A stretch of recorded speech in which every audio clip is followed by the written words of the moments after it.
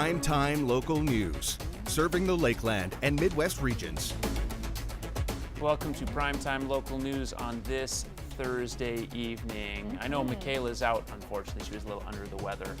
As I assume many people are. We'll have more on some unfortunate weather during this show. But I'm Josh Ryan, filling in. Happy to have you. Oh, thanks. Glad you're happy to have me. Lee Starwish, of course, always bringing the news here in Lloydminster. Interesting show coming up again. Lots of weather talk. The question of the day, of course, Samsung or Android rather, or Apple. I guess you know where my loyalties lie now. Yeah, there you go. And plenty going on locally as well. Yeah, absolutely. We've got the association, the Archery Association has got a big competition coming up, so we're talking about that, and always some good local sports as well, so we'll be good.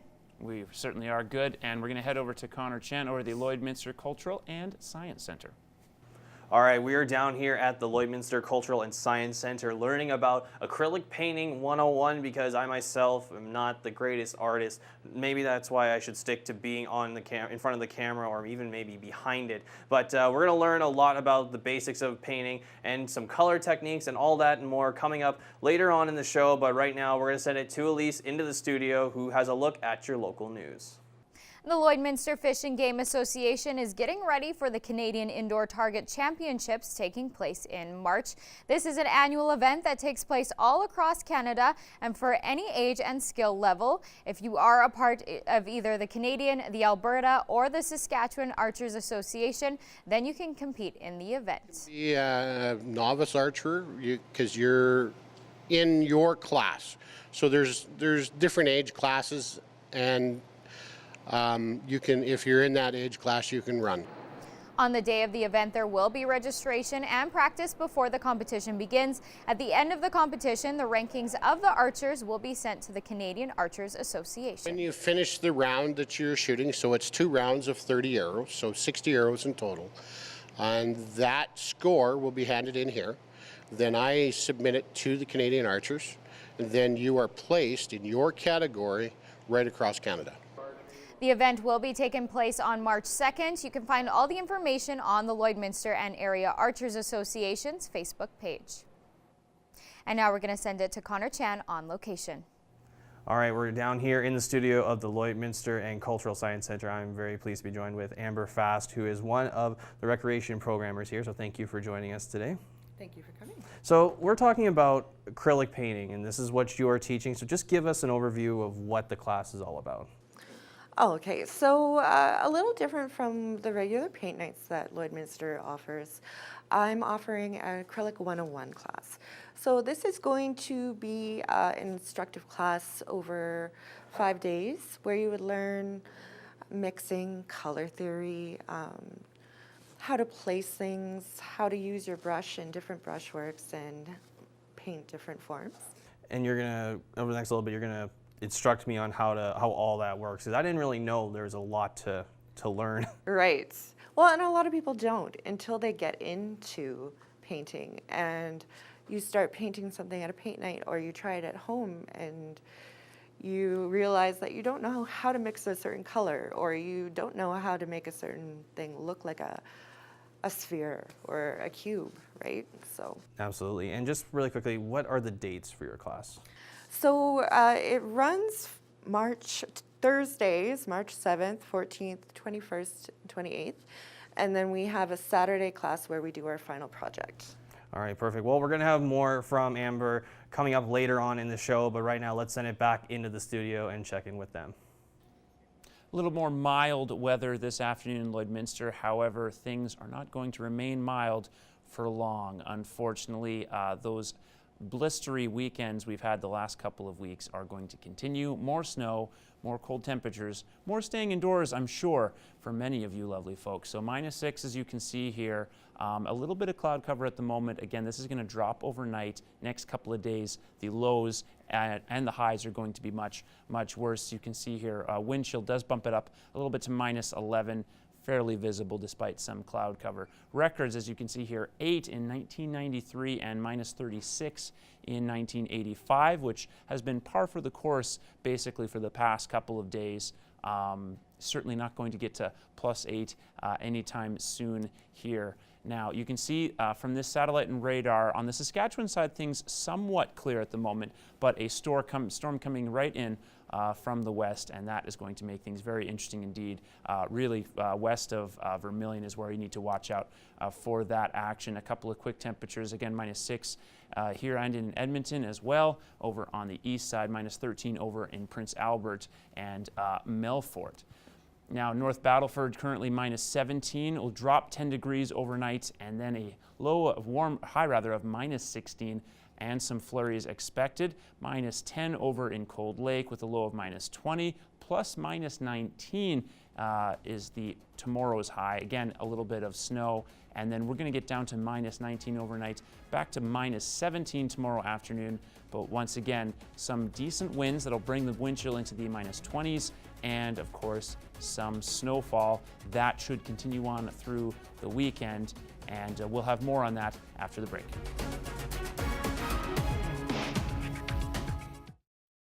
There's lots of things going on here in the border city, and here's Heather Clagus with the details and what's happening.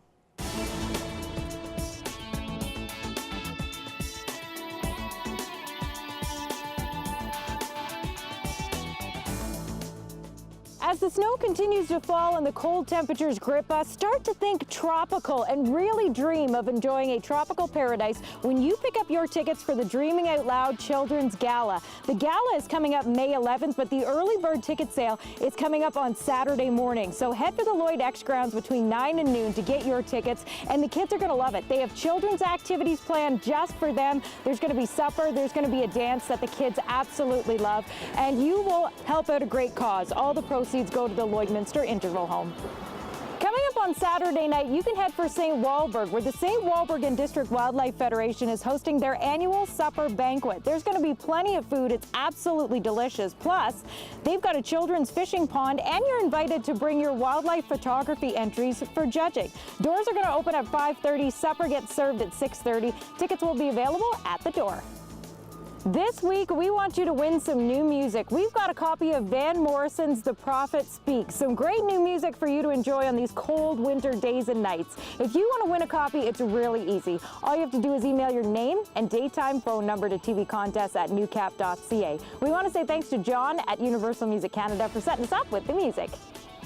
And coming up on Saturday night, there's a jamboree taking place in Tullabee Lake at the Communiplex. Things get underway at 7 o'clock. It's $10 to get in. Well, whatever you choose to do this weekend, I hope you have a great one. I'm Heather Clagus, and that's what's happening. And now we're going to take a look at your stock market prices for today.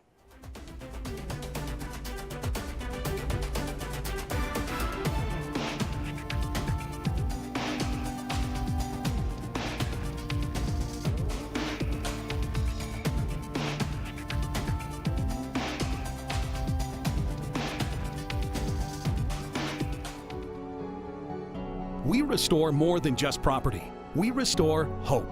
When disaster strikes, call the one that can make it right. First General Services, your property restoration experts.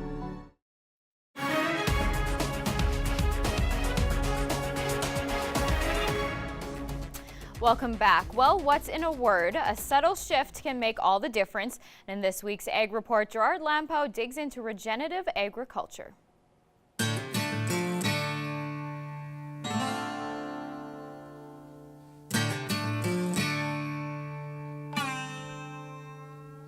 If I could go back and tell myself 20 years ago, that advice would be leave residue, don't overgraze, build soil. Steve Kenyon practices regenerative farming. He says work from the ground up. My definition is we need to regenerate the land so that it can be sustainable. Kenyon was sharing his experience with ag producers in Neilburg. He says soil grows from the plant.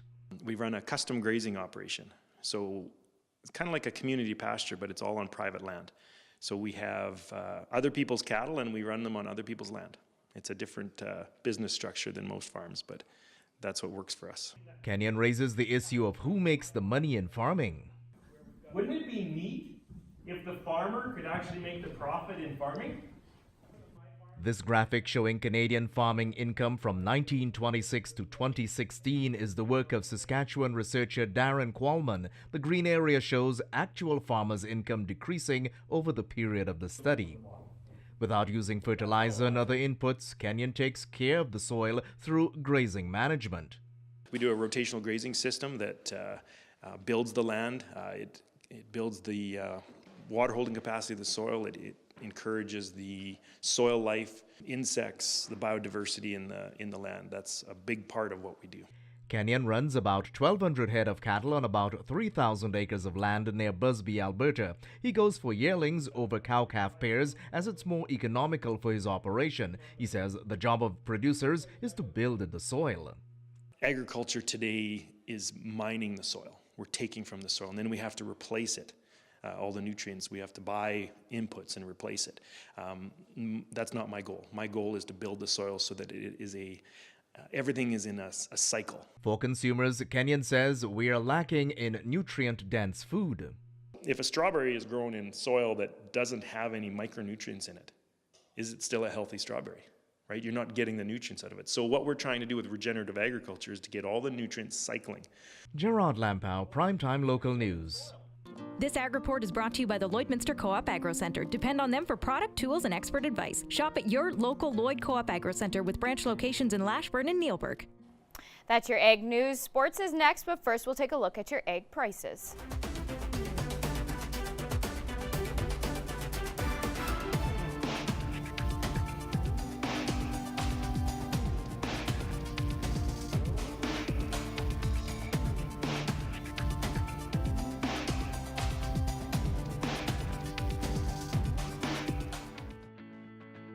Every member of the City Centre Auto Body team has been through extensive training. We're constantly upgrading our team's education to reflect current collision repair technique.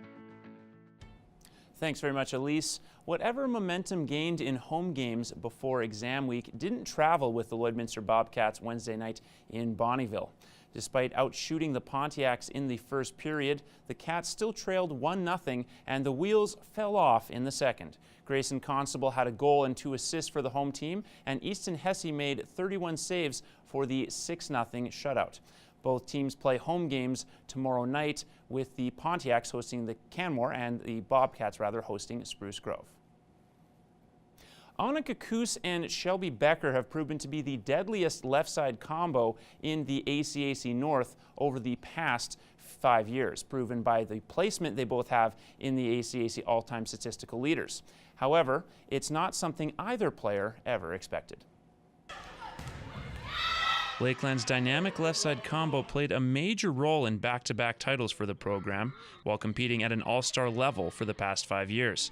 Yet they were still surprised this month when they joined the top 10 of women's volleyball kill leaders in ACAC history. Yeah, no, I had no clue where I was. Like, Ani had kind of said a little bit about it because she had an interview too, but yeah, I didn't really realize where I was on there at all. Like, I had an idea, but I didn't really think I was going to make it as high as I did, which was pretty cool. With her 1,062nd kill, Annika Koos rose to 3rd all-time in the conference's record books and will likely finish with close to 1,200 kills at the end of the season. Quite the resume for an athlete who never expected this level of success.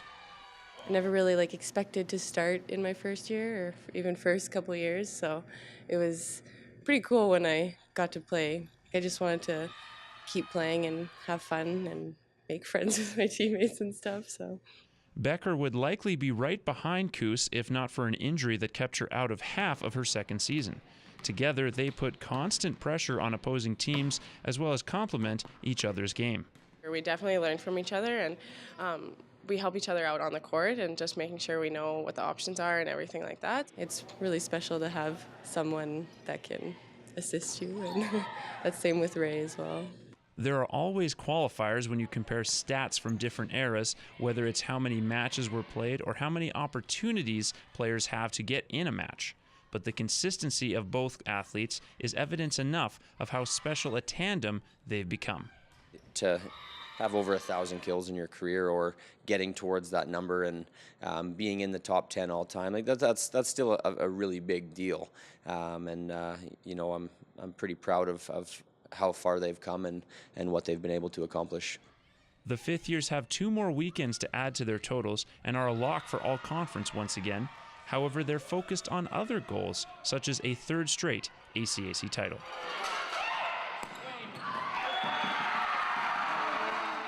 The most important one to us is like being a good teammate and leaving a mark like that. I just think finishing strong with the team is basically the biggest goal for us right now.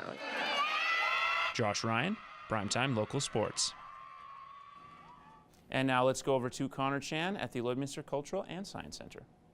Joined once again by Amber Fast. Now we're talking color mixing, and apparently there's a lot more to it than I learned when I was in elementary/middle school, even though I never took art. So what are we going to talk about right now when it comes to colors?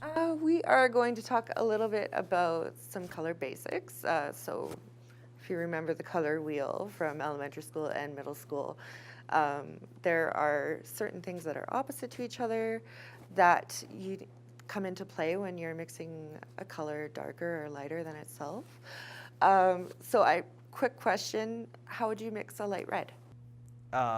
With white, probably. Okay, so that's a basic concept, but white and red would make pink, right?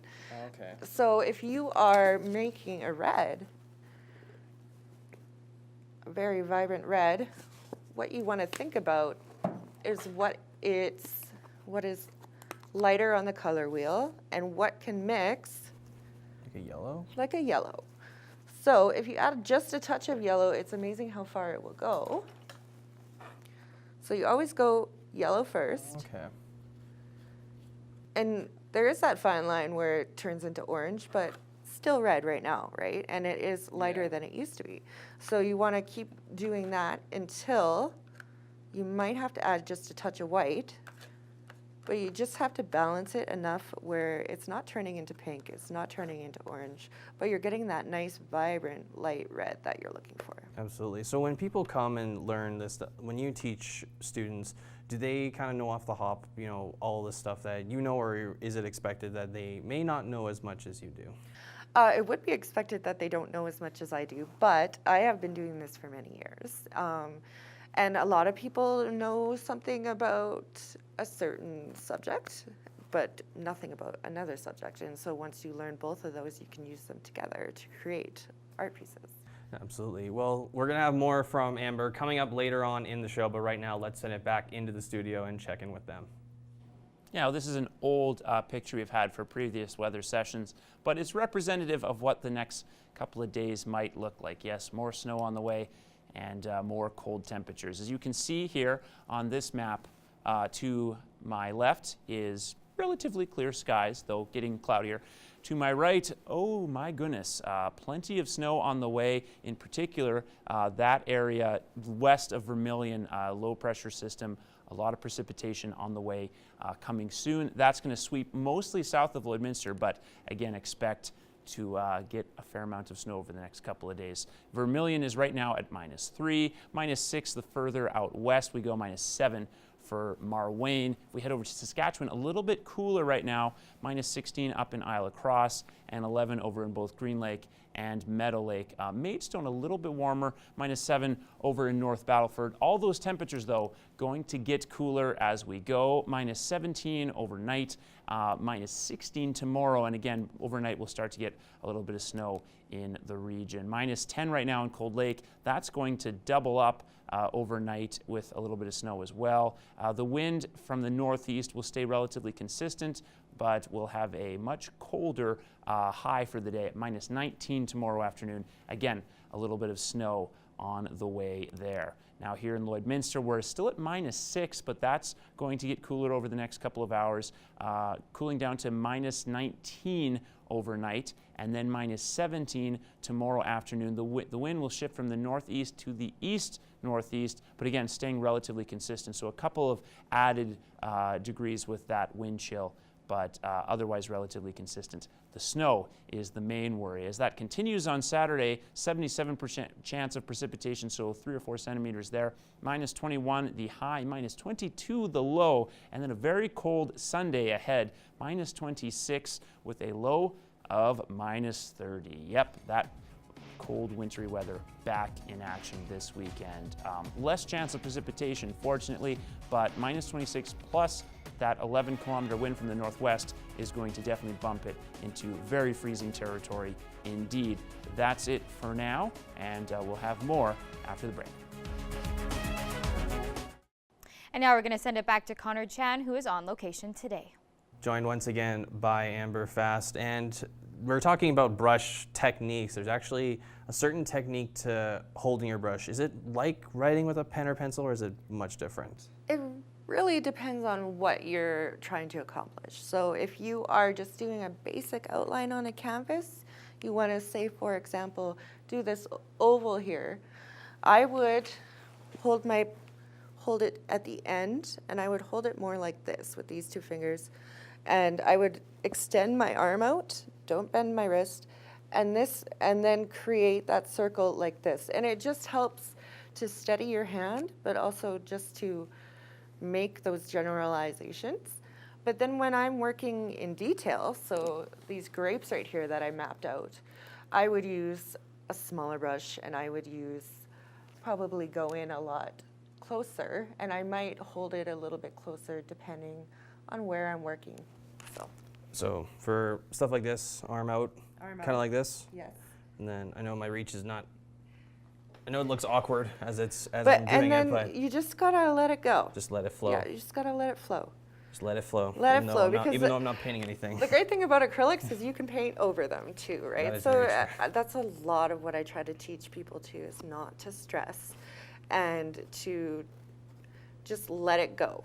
And that creates a lot more free-flowing, creative pieces, and usually better pieces at the end of it.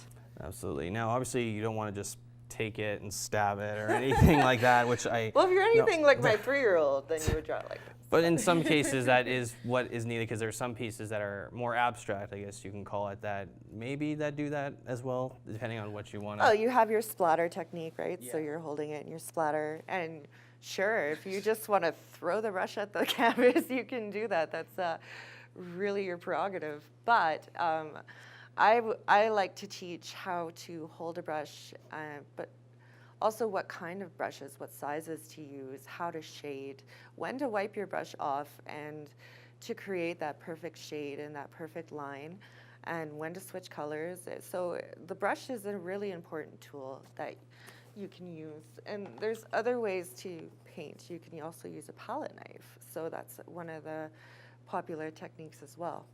All right, I have to stop you there. Unfortunately, we are running out of time, but we'll have more from Amber coming up later on in the show. But if I did have to throw my brush at there to paint, it would be more in anger. But we'll send it back into the studio right now and check in with them.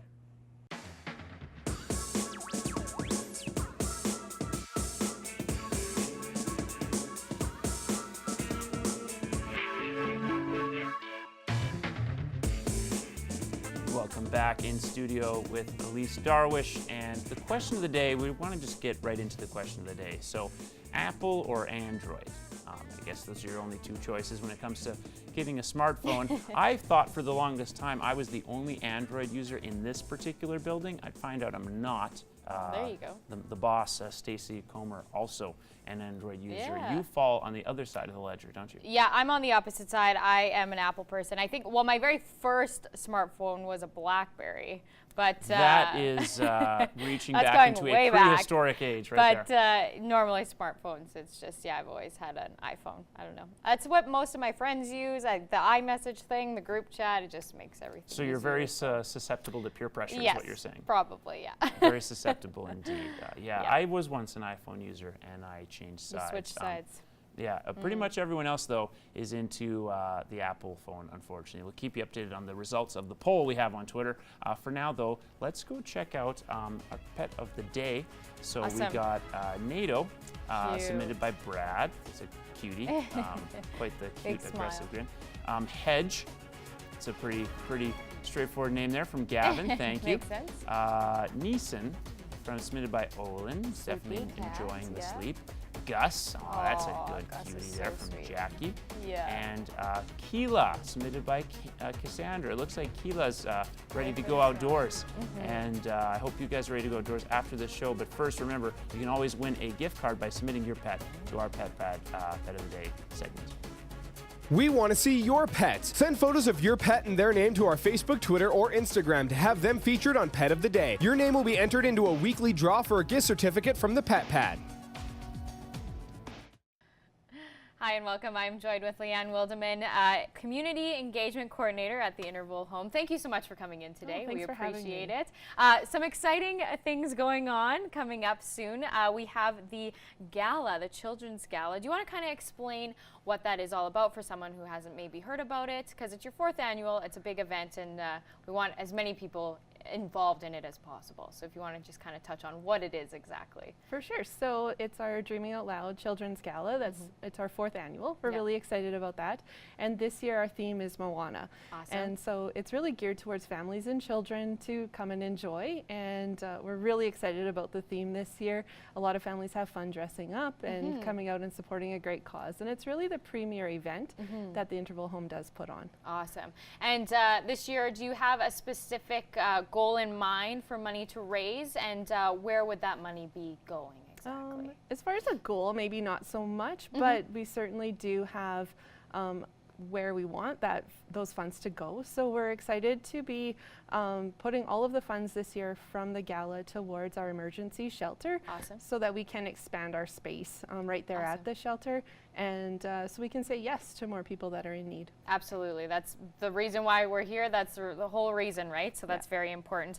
And the Children's Ball is very unique because it is a children's ball. And what kind of was your idea of the reasoning behind we wanted to do this gala and get it going? What was the first reasoning behind it to get it started? Well, I can't take credit from the beginning, but since I've joined on, I've really learned a lot about it. And I do recognize that it is a premier event in our community, and it really is one of a kind for Lloydminster. Yes. And so it was really exciting for us to be able to have a really special event for children to attend. For sure. And so it's really taken off. We've had a sellout crowd every year. Amazing. And so, yeah, we're really excited for this year. Perfect. And so for people who want to get involved, when is it exactly? How do they buy tickets? How can that happen? Okay, well, on Saturday is our early bird ticket sale. Okay. And so that's from 9 until noon at the Stockade Convention Center, or pardon me, it's not at the Convention Center, but it's at the exhibition grounds. Right, okay. And so you just come into the concourse. You don't have to line up outside or anything like that. You just come inside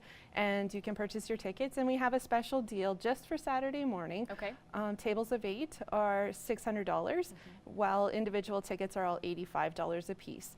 And then the remaining tickets will go on sale online on our website on Monday morning. Okay, perfect. And the event day, the actual date of the gala is the May 11th. May 11th. Okay, Yes. perfect. And basically, the reason why this is such an important thing, the gala is just one event, but you guys are always looking for things for help. So if someone wants to just help, not just with the gala itself, if someone wants to maybe donate, or if there's anything that you guys are looking for at the Interval Home, what are those things and how can somebody do that for you?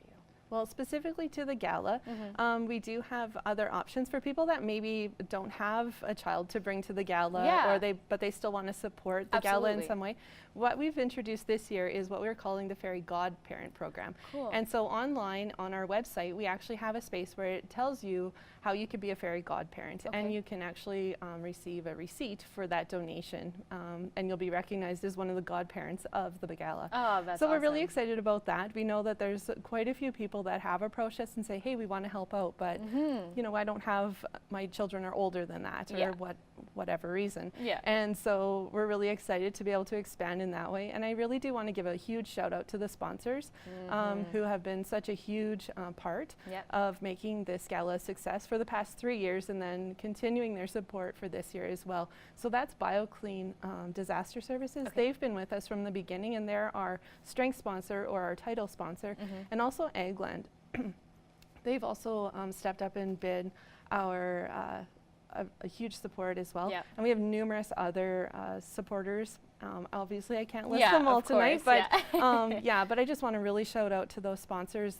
They just play a huge part, and we're so thankful for their partnership in this. Amazing. And there's still room for more. If anyone is interested in sponsoring, Perfect. they can just reach out to me at the Interval Home. Perfect. Well, thank you so much for coming in. It's very exciting to see the community really get involved in this. It's very exciting. So we wish you nothing but the best with the gala, and go buy tickets because you don't want to miss this. So very cool. Thank you so much for coming in, Leanne. We appreciate it. Thanks for having me. Thank you.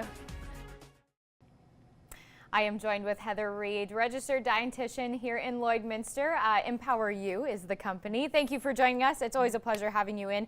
And we have something interesting to talk about. The Canada Food Guide changed recently. And so just kind of wanted to get your thoughts on it and how to kind of break it down and look over it. Yeah, so it's been a big change. It's 12 years since it's been released. So instead of the good kind of brochure, it's actually just a one-page document now. Yeah. So they really simplified it. It's focusing not on the servings, so portions, that whole broken down, and it's just going with having plenty of fruits and vegetables. It went to that plate method, and this plate method I actually really like. So instead of focusing on this much of this much of this, it's focusing just vegetables and fruit, protein, whole grain food choices. Right. So they went with just protein. So choosing your own protein choices. They did focus a lot on the legumes, which I love. Yeah. So getting those lentils, getting those chickpeas. And then they also went to just not what foods you're eating, but what kind of environment are you eating them in? They focused on that mindful eating. So this is something that I incorporate into my practice. Right. So it's not just what are you eating at that dining room table, but how full are you? How hungry are you? So incorporating some of those thought processes into it as well. Interesting. So when you talk about mindful eating, that just basically means it's not necessarily like 3 meals a day, this, and this. It's kind of going off of your own thoughts and your schedule, and it's more like personalized, basically. Yes. So it's kind of that intuitive eating. So are you hungry? Why are you hungry? Is it that emotional hunger? Right. Are you eating because you're bored? Yeah. And then also, are you just eating because the plate's there, it's full, or are you eating because you're actually fulfilling that need? Right. And I did want to talk about, because I've noticed once this came out that there's a little bit of backlash with less meat and dairy, and people are kind of panicking about that. So I kind of want you to kind of explain what that looks like, and if it is really that big change that people are so scared about, basically. So they didn't focus on the milk and dairy as much. They focused on water, which I'm so happy to see that they focused on water. There's no juice as well, which is amazing to see. There's still meat on it, but they didn't go into the portions of meat. Okay. So they focused just on protein and getting it from other sources as well. Okay. So getting it from a variety. Okay, and so for someone who necessarily doesn't know where they can get their proteins from, if they want to try it and kind of minimalize their meat intake, what are your suggestions that are good substitutes that will keep you full? Because lots of people are, I'm just going to have to eat and just eat just to fill that amount. So what are your suggestions that kind of mimic that portion intake? So going with eggs. Eggs are a great meat alternative, and then trying some of those beans. It's actually crazy of how filling they are because they have that extra fiber as well. Right. So 3/4 of a cup is that alternative. Oh, okay. But that's where trying them, looking online with recipes. That's another thing, going online and checking out the recipes that come with this. There is an crazy amount of recipes that they've included with this as well. That's perfect. So personally, your thoughts on it, what can you take away? What was when you first initially kind of looked at it, what was your first thoughts on the guide? First of all, I was amazed with how small it was. I was expecting a much more in-depth type of resource. But I thought that they've targeted a lot of good messages, but it's not as in-depth. So definitely take some explaining. If you go further into the guide, it does have a lot of really good key messages. It just isn't as in-depth as the previous guide. Right, yeah, which is fine. I think for me personally, when I took a look at it, it wasn't as daunting with the rainbow of everything that we're used to seeing and things like that. So just simplified and pretty basic. So, and it cues you to go and talk to that health professional. It says use food labels. So then how do you use those food labels? So it's giving you those cueing messages to then get more information about. Perfect. That's awesome. Well, we are at time today. Heather, thank you so much for coming in and kind of breaking that down for us. And we look forward to always having you in the studio. So thank you.